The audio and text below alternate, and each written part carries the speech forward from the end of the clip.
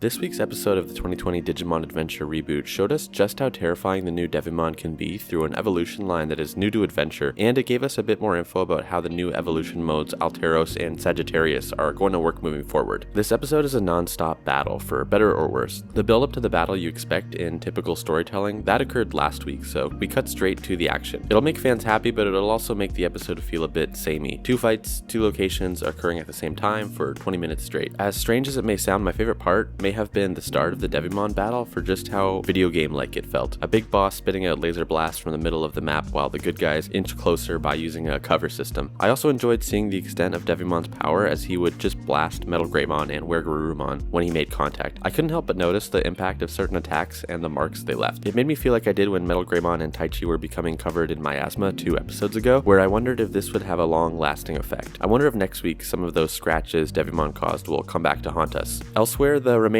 chosen children fight a battle to save Tokyo from a runaway boat by challenging Calamaramon. Here, I will admit I was a bit disappointed in the B-plot. Myself and many commenters already felt like the kids in Tokyo were getting left behind in favor of this Taichi and Yamato arc, and I really thought this battle could be a moment to prove us wrong and show that their plot was equally amazing. Instead, the battle was fairly straightforward, oftentimes silly. There was no reason given why the kids' Digimon couldn't go straight to Ultimate, and once they did get to Ultimate, it was a super straightforward win. In the digital world, Devimon is winning when Takadus takes a stand. I continue to be impressed by this kid's bravery, and we see Poyomon evolve into Tokomon. I'm not sure what happens here, whether it's just Devimon being triggered by a bad memory or what, but the Tokomon debut fills Devimon with such anger and pain that he evolves into an ultimate Digimon new to at least the Adventure series, NeoDevimon. He seemingly achieves this creepy new form by stealing energy from the scene of the other kids' battle, sort of cementing the comment from a few episodes ago when he said, "Your world is our feed," which seemed to suggest the master plan of Devimon in this new show is harvesting the computing power of the human world to bring Digimon power levels to new heights. Skullgreymon and Garurumon, they stand even less of a chance against NeoDevimon here, that is until the other kids get a win in the network world against Calamaramon. Again though, I didn't love that it was as simple as, let's try going to Ultimate. We've seen the group go to Ultimate in the past in the network world where they fought Orochimon in that fake Tokyo. The show could have added a simple line or two to explain why they couldn't do this earlier. Maybe they say the energy Calamaramon and that tower emit prevent ultimate evolution, but since Devimon gobbled up all that energy to evolve himself into NeoDevimon, the kids' Digimon were now free to evolve. That way, it's almost like Devimon's own greed and desire for more power is what did him in. Nevertheless, the kids beat Calamaramon and stop the ship crash, and the destruction of the tower causes NeoDevimon to stall and glitch out, which gives Taichi and Yamato's Digimon an opportunity to attack. Garurumon goes into Sagittarius mode, sort of unceremoniously, but it was cool seeing it return. More on that in just a sec, and Skullgreymon lands a decisive blow. This also struck me as a bit odd and maybe rushed that NeoDevimon was so powerful, but then basically one-shotted. NeoDevimon is downed and the kids celebrate until Dark Knightmon reappears and uses the crystal Devimon has been carrying for weeks to trigger what appears to be a mega evolution for NeoDevimon. His mask cracks in half and the episode ends. Overall, it might be clear from my tone so far, but if I had to give this episode a rating, I would probably give it a 6 out of 10. Not my favorite episode of the show so far, though it did answer some questions, and for that I'm grateful. We did see Sagittarius mode, which means that these new modes are not one and done instances. We also saw that its use wasn't a super big moment,